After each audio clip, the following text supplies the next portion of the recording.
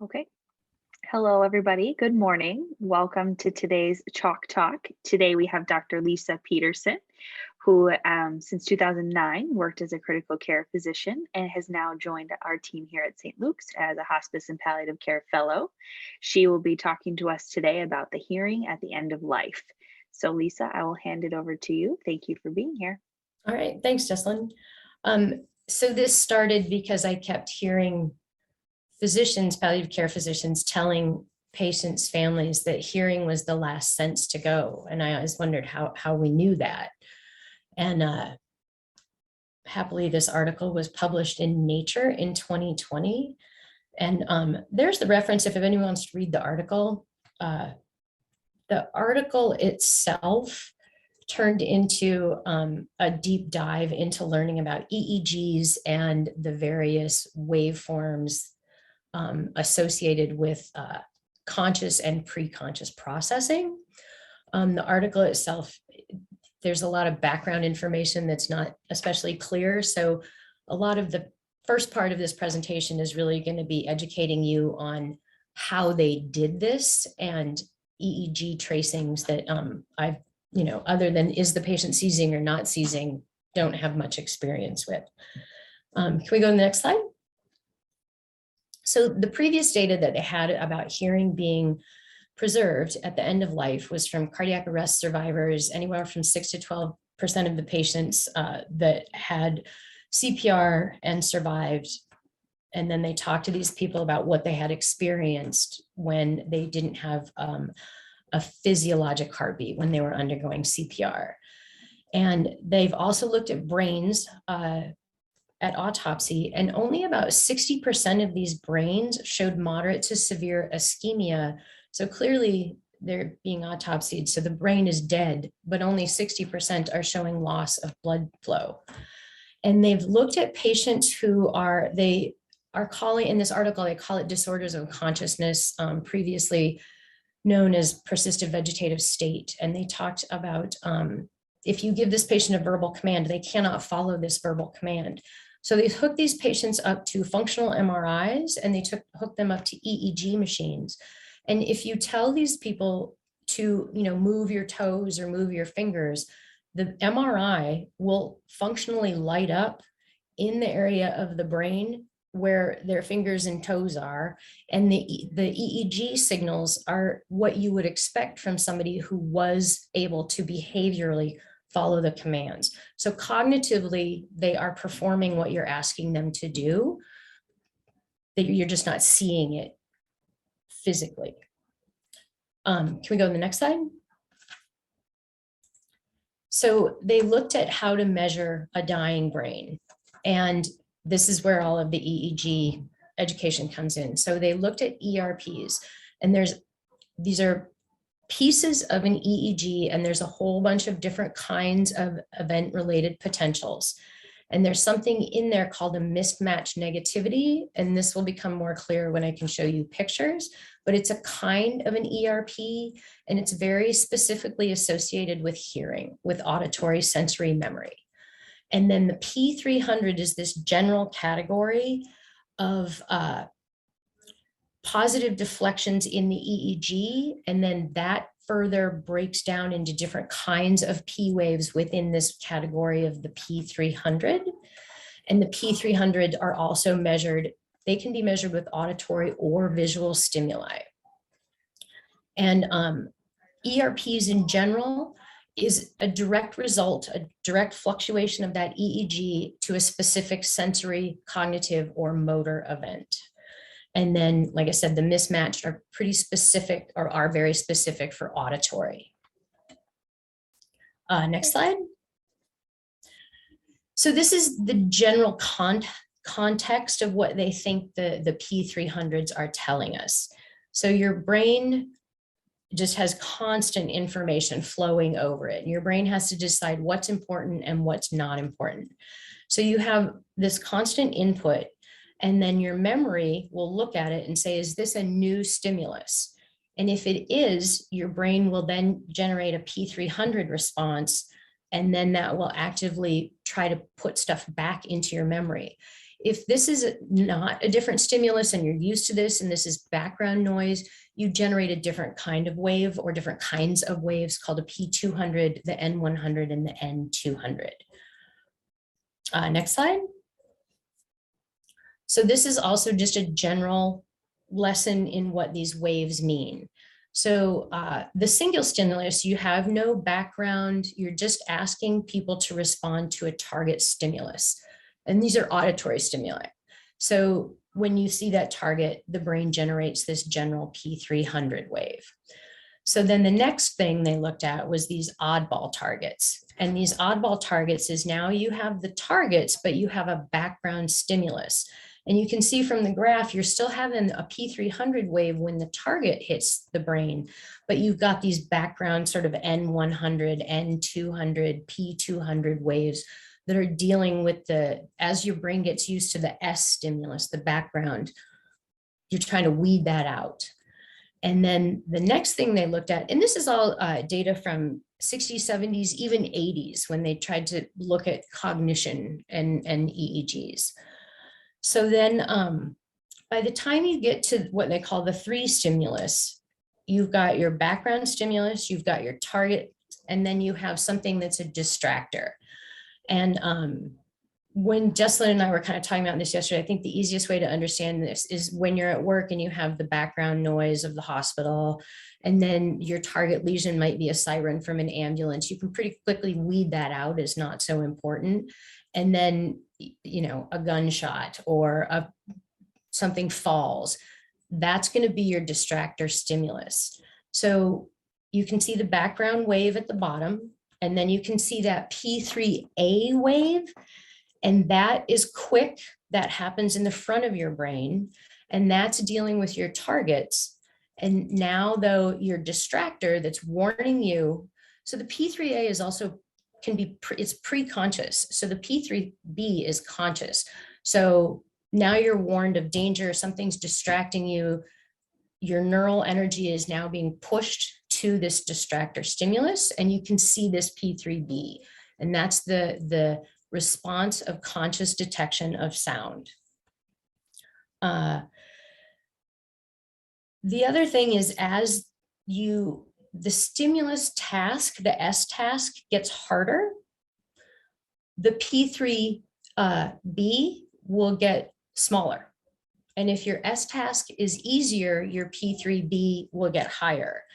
And what they've sort of gleaned from this is that you really only have so much neural energy. You just have to kind of pick where it goes.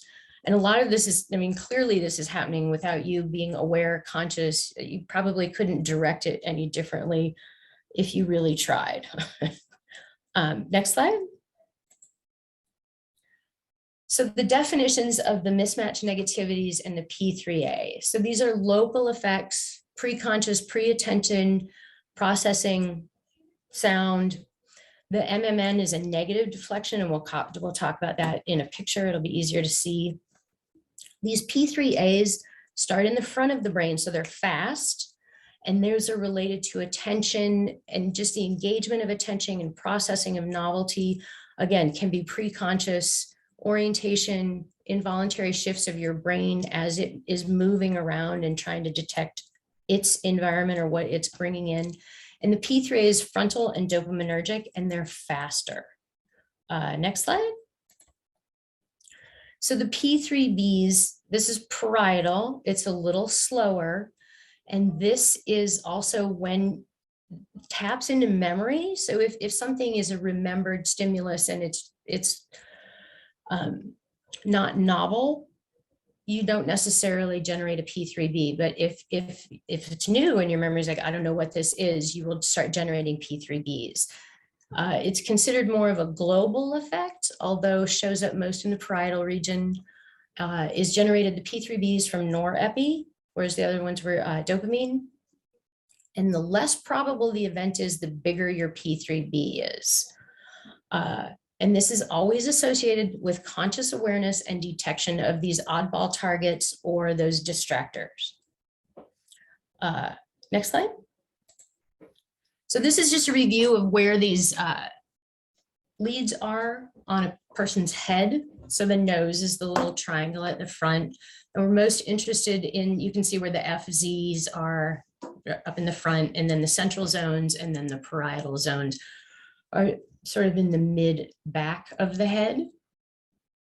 And then remember, P3A is in the front, B is parietal. Next slide. So these are the ERPs to tone and pattern. The light blue is the tone, and tonal arousal was again the background, the P3A, this sort of precognitive, or I mean pre-conscious awareness. They talk about it being the background of energy state fluctuations in the brain. And then going vertically down, you're looking at the frontal cortex, and then the central parietal, and then the parietal zone. And then the bottom is the time. And you can see that these P3As are pretty consistently happening before the P3Bs. And the mismatch negativity is when that P3A dips below the P3B. So the light blue is the tone changes, and then the dark blue is the pattern changes. And the pattern changes are related to specific energy requirements by the brain to a specific event. So again, one is more of this global processing, and one is more a reaction to an actual stimulus.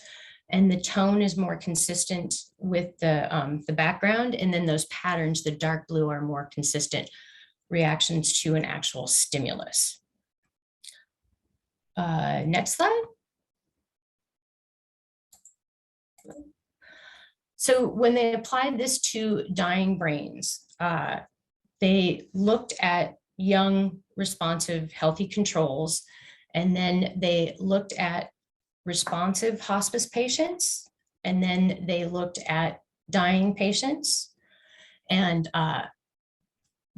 when they tried to define dying, they were basically looking at all of the things that the rest of us look at end of life. You know, if you took a blood pressure, was the blood pressure falling? Were they tachycardic, bradycardic? So they looked at all of those things.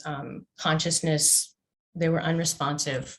And then, like we talked about, the controls were young and healthy. And then some of the patients were their own controls being responsive hospice patients. And then they defined the mismatch negativities as the early frontal central negativities to any frequencies, deviance, and that's the frequency in the EEG, not the frequency in the tone. And then the P300s were looked at as the P3A, P3B positive inflections. And timing is related to age. It can be related to morphine. As we age, those latencies increase, and your P3Bs get a little longer. So they're expected, the latency periods of all of these waves are expected to increase a little because of the physiologic changes of, number one, aging. The dying hospice patients were on average 5 decades older than the young healthy controls. Next slide. So the controls, there were 17 of them, and everybody had a mismatch negativity or a late-ish, which is greater than 200 to 300 milliseconds, frontal to tone changes. So their background is working. And then 88 to 94 had these later P3B parietal responses to tone changes.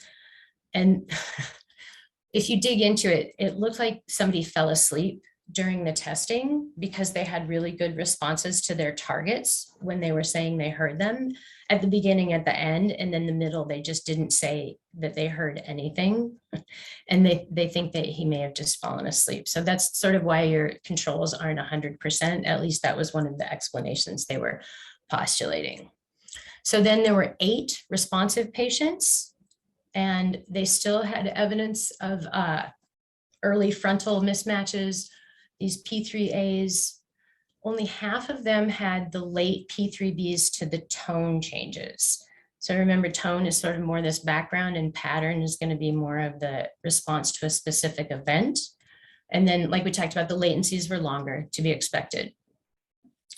Of the unresponsive patients, 5 out of 5, and I'll show you the numbers on the next slide. They're a little mismatched, but when they talk about the mismatch negativities or the P3A, all of the unresponsive dying patients had some form, either the MMN or the P3A. They didn't necessarily have both, to these background neural activity. And then none of them showed a P3B to these tone changes. So when they changed the tone, they didn't have neural activity. But when they changed the pattern, 40% of these people were able to generate these P3P responses that they were able to cognitively process that there was a change, and they were consciously aware of it. Can we go to the last slide? So this is really sort of the meat of what they were talking about. So the control patients, 82, and in the article it was 82 to 88, I think, had the tone change response, so their background. And then 94% were responding to the P3Bs when they changed the tone. The pattern change, again, you're all 75 to almost 95% of noticing either a tone change or a pattern. When you get to the responsive hospice patients, 75% had these mismatch negativities, and then 75% also had a P3A. So they've got the background is running appropriately to tone. They did not generate changes to those patterns with a P3A. So the background with the pattern wasn't necessarily working. But when it came to the P3Bs, with the background, 50% of them are noticing, it's a P3B, so it's conscious. So they're noticing conscious changes in the tone, so the background, and then 25% of them are noticing consciously changes in that pattern. The pattern is a little more difficult to pick out. And so then if you look at the unresponsive patients, this is where they said 5 out of 5 had a mismatch negativity or a P3A. So those are clearly, 4 out of the 5 had an MMN, and then 2 out of the 5 had a tone change, but they were different patients. So that's how you get 100% out of that 0.8 and 0.4, either had a P3A or an MMN. So they were processing this background, the tone changes. And then when they did the pattern changes, the P3Bs and the pattern changes, so conscious responses to changes in sound, 40% of the patients had tracings that were consistent with hearing and consciously reacting to sound. Yeah, Lisa, we talked about this a bit yesterday, but quite interesting because we tell patients, we tell families, talk to your loved one, they hear you. But actually having the evidence behind actually seeing that they can process that complex sound into, and comprehend that their loved ones are there is really meaningful to know. Yeah, I was comforted that somebody looked at this. Yeah.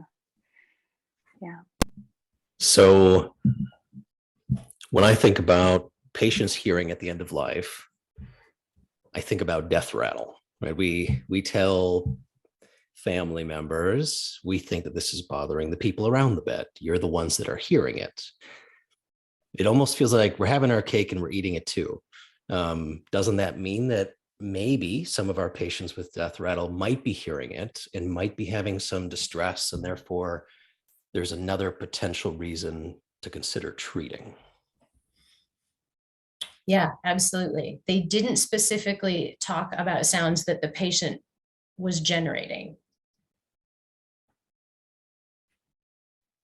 Yeah, that is quite a good point and kind of an unfortunate twist to this, that there's going to be negative sounds that they can hear and process too. So, yeah. Right. And bone conduction versus air conduction too. They're going to feel the vibration of that Mm-hmm. Mm-hmm. And in a similar fashion, the conversations that we're having at the bedside, they could potentially hear. I often will have families step out the room to have conversations that if I were dying, I wouldn't want to hear. But thank you Yeah. for presenting this. And if with your permission, I'd like to share with a couple caregiver groups. Probably I'll do less details on the wave, but to just give them comfort in knowing that their loved one can hear them. Yeah, absolutely. I mean, I can send you the presentation. Like I said, when I read this in Nature, I was really wanted it to be a little simpler. And it just ended up in this deep dive as much as I could figure out about EEGs without actually going over to a neurologist and saying, You did a great job. thanks. Yes, you did. And I don't see any other questions right now. So then I think, great. Thank you all for being here. Thank you so much, Lisa, for this presentation. It was really, really wonderful to see and to know. Definitely something we can use in our practice. So thank you for being here, and thank you all, and hope you all have a great weekend. Thanks. Bye. Bye. Bye-bye. Thank you.